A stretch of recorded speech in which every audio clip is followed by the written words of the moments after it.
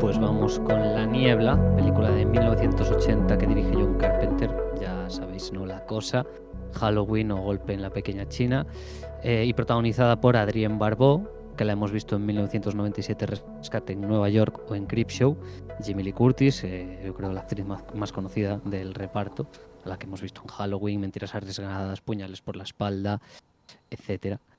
Tom Atkins, que lo hemos visto, por ejemplo, en Arma Letal. Janet Leigh en Psicosis, la protagonista de la famosa escena de la película, de la ducha. Y Hal Holbrook, que lo hemos visto, entre otras, en Todos los hombres del presidente, también en Garganta Creepshow, profunda. efectivamente. Y también lo hemos visto en Hacia Rutas Salvajes, la peli que dirigió Sean Penn, que por cierto estuvo nominado este actor a Mejor Actor de Reparto en los Oscars, por ¿Por esa qué película. Garganta Profunda? Porque en Todos los hombres del presidente su nombre en clave era Garganta Profunda. O sea, si te acuerdas de Padre de Familia, que había un episodio en el que hablaban en un parking y se veía una persona en las sombras que se veía que era la rana Gustavo, pues estaba haciendo homenaje a este.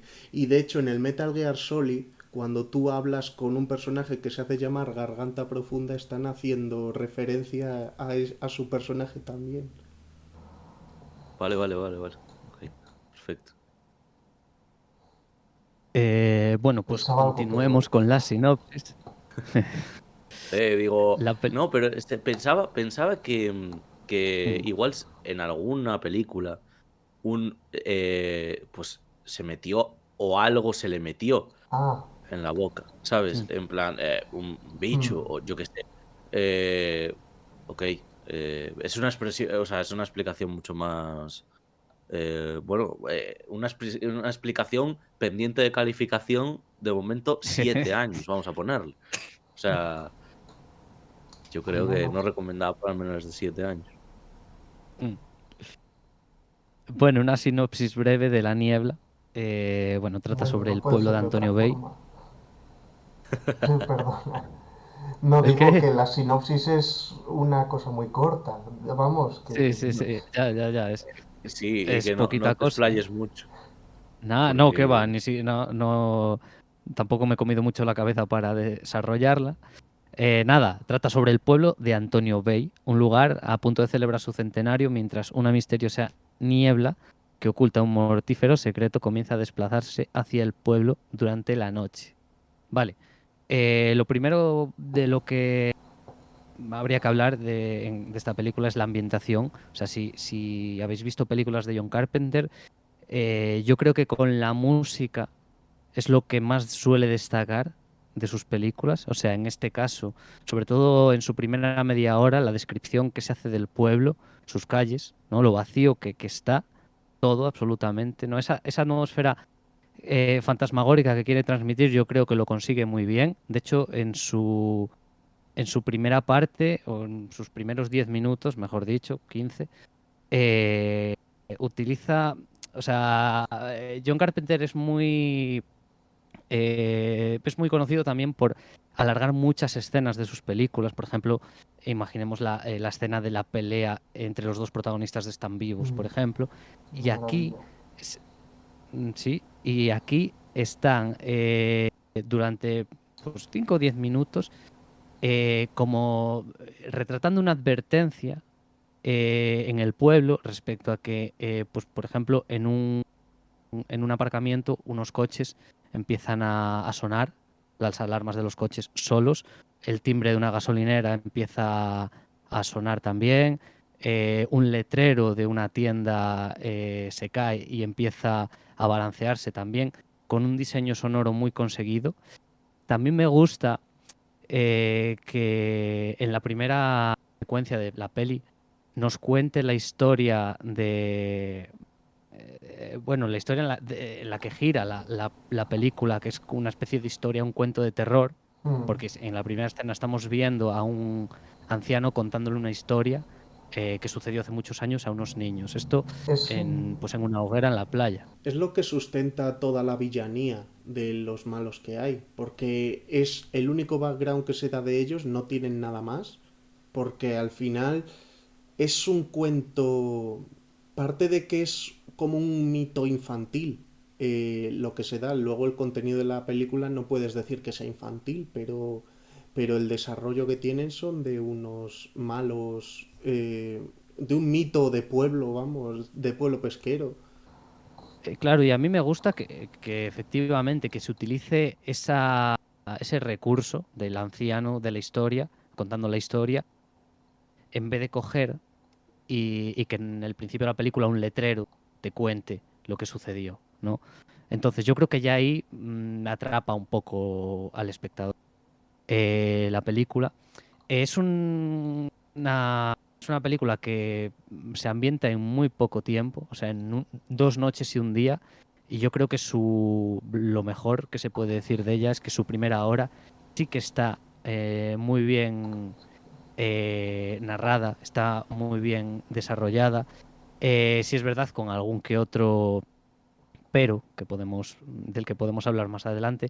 Sin embargo, eh, yo creo que llega un punto en la que John Carpenter se traiciona un poco a sí mismo desde el guión, y me explico con esto, y es que, a ver, nosotros sabemos que existe una venganza relacionada con unos marineros a los que traicionaron hace unos años, y en la película se te cuenta que estos marineros quieren venganza es específicamente hacia 6 personas, que serían las 6 descendientes de los conspiradores digamos, acabaron con las vidas de estos marineros.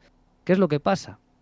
Que la película, a excepción del personaje de Hal Holbrook, que es el que hace del padre Malone, el resto no sabes realmente quiénes son. Es decir, tú puedes averiguarlo porque hay una serie de gente que empieza a morir. ¿Qué es lo que pasa? Que llega un punto al final, y a esto es lo que me quería referir, en el que la venganza que ya se ha planteado en un principio deja de tener un sentido porque los propios fantasmas empiezan a atacar a todo el mundo. De hecho, cerca del final de la película, tú vamos a ver, ante el visionado, tú ves que de repente pues se cargan a uno, se cargan a otro, vas como descontando, pero llega un punto en que, por ejemplo, a la protagonista, en un momento dado, la atacan cerca del final, en un clímax que sucede en 2 sitios diferentes, ¿no? Sí, Con en un la montaje iglesia paralelo. y en el faro. En la iglesia, en el faro, y yo jamás entendí el por qué atacan al personaje de Adrienne Barbeau cuando ella no es... eh, en ese momento específico de la película es imposible que sea una de las descendientes, ¿no? Entonces yo creo que ahí falla el guión por lo que he dicho, por traicionar un poco la idea Mm. que estaba sustentando, como que se pierde un poco ese sentimiento vengativo que pueden tener los fantasmas porque al final no lo están cumpliendo. Parece una chorrada esto que estoy Entonces, diciendo, pero es que tiene... Sí, di. digo, te pregunto, ¿dirías entonces que es como la peli menos de venganza de todas las que traemos? Si al Digo que está... final, Es que, no, es una peli de venganza, pero es que al final es como que deja de ser una venganza, porque claro, normalmente en una venganza pues tienes unos objetivos y de claro. repente pues los objetivos dejan de tener importancia. Bueno, ya estamos llegando, son los 80 película de los 80, el final todo vale, parque de atracciones. De todos modos, yo creo que esta película en concreto, y creo que varias de Carpenter, muchas veces es difícil verla desde lo que es un producto muy bien empaquetado. Porque si algo tienen estas películas es para que tienen encanto. Entonces, si no entras dentro de su encanto, tiene muchos hilos muy finos que te cargas enseguida. Porque si lo piensas, todos los personajes te los presentan a la vez, ninguno tiene ningún desarrollo a lo largo de la película, ninguno. Y, pero tiene muchas otras cosas, o sea, yo por ejemplo, a mí me encanta ver la niebla, cómo se va expandiendo, cómo ves ese fondo totalmente saturado azul, cómo es incandescente esa nube. Me parece una delicia de ver. Y dentro de las bandas sonoras de John Carpenter, que tiene algunas muy reconocibles, esta a mí también me gusta mucho, porque me parece que es como una ópera de minuto y medio que dura y luego hay un tema a nivel gramático, cinematográfico, que normalmente eh, un, una película en sí es como un libro, o sea, y los puntos y comas son cortes de plano. Y la película tiene el típico corte, es como van funcionando la historia. Y en esta película, como tú has dicho, transcurren 2 días y en el paso de un día a otro hay un fundido a negro y empieza el siguiente plano. Entonces, esto es una tontada, no se está descubriendo la piedra con eso, la pólvora con eso, pero, pero es otro síntoma de encanto ver cómo usa eso solo una vez. Porque sí que es verdad que el plano que funde a negro, eh, hay personas, yo siempre estoy escuchando que les parece poco estético.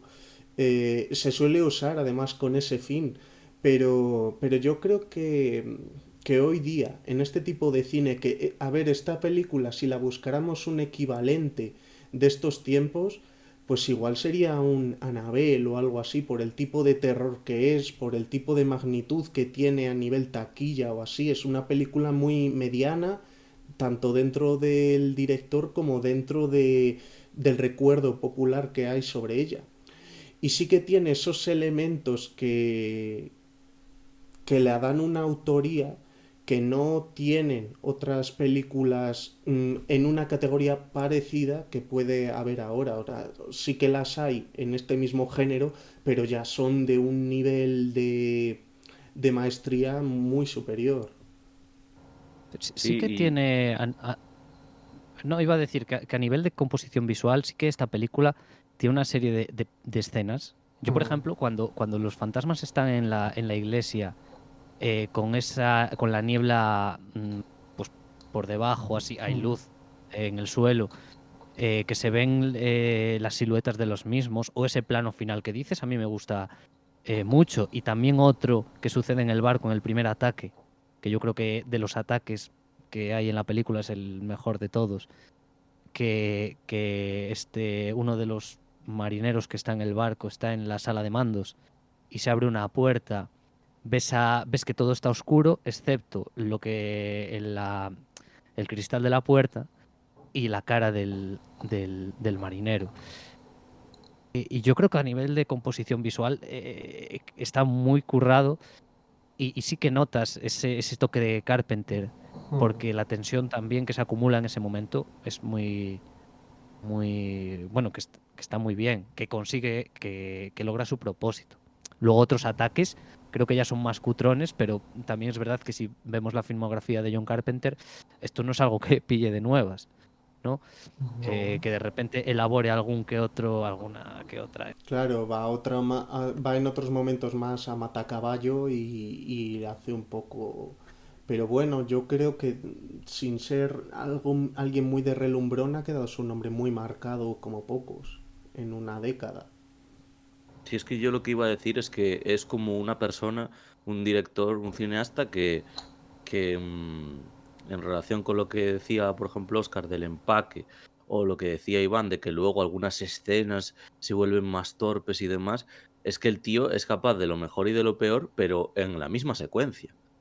O sea, en una Mm, misma sí. secuencia, yo recuerdo la escena del ataque al barco, lo que es el comienzo del asalto se hace misterioso, a un hombre al que asesinan se le apagan literalmente los ojos, que es una escena magnífica y demás. Luego hay una transición, que es como un plano que se va acercando a dos espaldas de dos personas y luego acaban imbuidas debajo de la niebla y queda perfecto ese plano. Y de repente, cuando empieza el asalto, hay un montaje horrible. O sea, por ejemplo, le clavan un garfio, ¿no? A una persona, sale el plano, obviamente, de la cara de la persona reaccionando a a ese golpe, o sea, a ese golpe, a que le han clavado un garfio. Luego sale un plano de que le pegan a su compañero y vuelve a meter casi el mismo plano del primero al que le habían herido poniendo la misma cara. Y dices, hostia, es que queda fatal.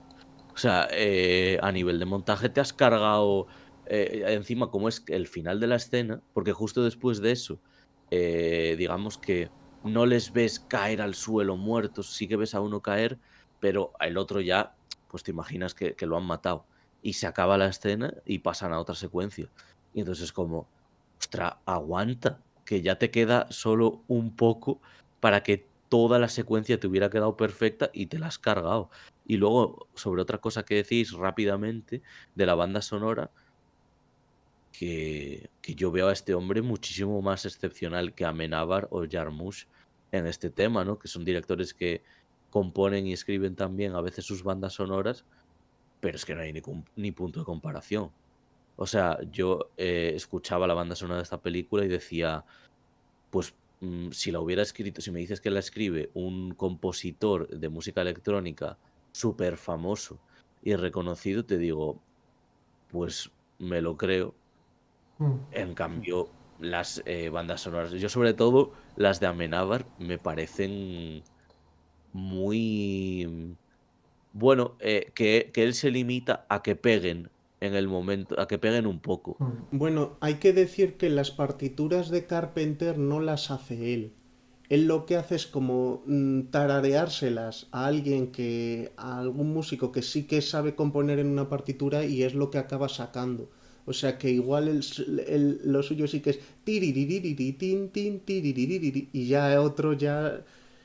Pero la música sale de oído, es decir, yo, por ejemplo, cuando me he puesto a componer algo en el piano, que yo casi ni sé tocar una gran composición, o sea, una composición de piano, me dices: "Hala, tócala", y ni sé hacerlo, pero yo empiezo a tararear, empiezo con el piano y al final las acabo escribiendo en una partitura. Supongo que para la rapidez de la creación de la banda sonora es más fácil tener a alguien al lado, tarareárselo y que esa persona con su oído más trabajado de músico, pues al final llegue antes a esa partitura, pero no, vamos, por experiencia, te digo que al propio Carpenter no le haría falta. O sea, él mismo podría llegar a escribirla porque, sí, porque te da tiempo. Lo que pasa es que obviamente no sé cuánto dura la producción de la película X. Claro, si no llegas por algo así, porque estás ahí en el piano tocando teclas a ver cuál es la que más a la que se asemeja a tu tarareo, pues hombre, obviamente es más fácil, que al mismo tiempo me parece muy curioso, ¿eh? Porque no había escuchado nada igual de que un pseudo compositor, en este caso de cine, pues consiguiese sus bandas sonoras tarareando unos ritmos que se le han ocurrido para la película. Me parece muy curioso. Bueno, por decir a mí, de sus bandas sonoras, aunque sean muy famosas, las de 1997 y la de Halloween, a mí me gusta mucho la del Príncipe de las Tinieblas o las de Starman. Me parecen dos bandas sonoras bastante chulas. Y luego tengo un par de curiosidades que me llamaron la atención. Por ejemplo, dentro de el editor y el productor de esta película es Tommy Lee Wallace, que era el que hizo la película primera sobre It. Bueno, en esta película creo que también tendríamos que hablar de que la guionista y productora que fue compañera de John Carpenter durante muchísimos años es Debra Hill, que fue una de las primeras productoras de Hollywood, que falleció no hace demasiados años y que es una leyenda, trabajando siempre junto a John Carpenter. Me llamó mucho la atención que sale Jimmy Lee Curtis haciendo un papel muy secundario, pero que es el mismo de Road Games, en el sentido de que también es un autoestopista que se encuentran por ahí y que se mete en la historia cuando estaba sin más por ahí. Y luego, sí, y luego otra es el personaje de Adrián Bardot, del locutor de radio de un pequeño pueblo. eso me parece que tiene muchísimo... A mí me encantaba en la serie de Doctor en Alaska de los 90, uno de los protagonistas era un locutor de radio en un pueblo de 1000 habitantes. Y ese señor o esa señora, como es en el caso de La Niebla, es que la está escuchando todo el rato el pueblo porque se supone que es un pueblo tan recóndito que no llega nada más que eso, que los discos que pinche esa persona y tal. Entonces esa figura es otro de esos elementos que me dan el encanto suficiente como para que me guste esta película, que es lo que decimos que a nivel historia, que es que no tiene nada. Es únicamente ver cómo desarrolla sus habilidades el director, cómo le dan una hoja que dicen, te guías por esto, pero que esto es que esto no es nada, la historia que tiene, o sea, no hay ningún progreso de nada, no cuenta una evolución de nada, lo único es ver cómo, sin tener nada, desarrolla algo que está bastante bien para no tener nada. O sea, dicen siempre que con un buen guión se puede hacer una buena película, pero que es difícil y con un mal guión es imposible hacer una buena película. Pues tiene un guión que no es nada y hace una película que está simpática, que me parece casi un meritazo mayor porque, joder, con el guión de Whiplash, pues ya te, aunque te lo haga una persona ciega, te sale algo más o menos que esté potable, pero con esto, hacer pues ole por él, vamos. Bueno, respecto al tema del papel de Jamie Lee Curtis, tenía apuntado ya aquí una cosa. Es que, bueno, a ver, esta película no es conocida porque tengo unos personajes súper, mega, hiper desarrollados. De hecho, es que no son interesantes. Es decir, excepto yo creo que el de Adrienne Barbeau y el de Hal Holbrook, que algo de chicha tienen, el resto de personajes creo que no valen para nada. Pero es que me sorprende porque el papel de Jamie Lee Curtis, o sea, os ponéis a ver la película y la borráis de la película y no cambia absolutamente nada. Es decir, lo único que se perdería de su participación sería una escena en un hospital que protagoniza ella, que es bastante tensa y no está mal, pero que es que el resto me parece que la quitas y no cambia absolutamente nada y me da la sensación de que, claro, esta película es de los 80 y Carpenter pues había trabajado con ella en el 78, no debía estar con muchos proyectos y le ofreció salir por colegueo.